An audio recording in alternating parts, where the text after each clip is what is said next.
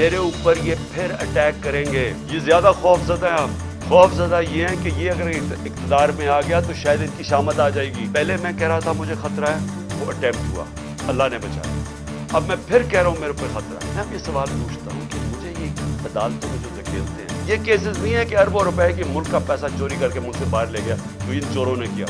उसके ऊपर 3 मुख्तलिफ जगह पे मुझे पेशी करनी पड़ी। कोई पुलिस सिक्योरिटी नहीं, कोई भी किसी टाइम पे वारदात कर सकता। मैं अपनी अदलिया से आज कहना चाहता हूँ, किसने मुझे डिफेंड करना? जिन्होंने मुझे डिफेंड करना है उनसे ही मुझे खतरा है। क्या इंटीरियर मिनिस्टर मुझे डिफेंड करेगा या शहबाज शरीफ करेगा? तो खतरा तो इनसे है।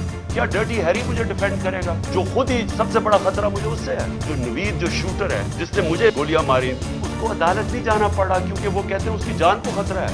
उसकी जेल में हो रही है ट्रायल, उसकी वीडियो कॉन्फ्रेंस में हो रही है। नहीं हो सकती। मेरे जुर्म कितना, जो कत्ल करने वाला है वो तो वहां बैठ के इसका ट्रायल हो। मुझे हर जगह अदालत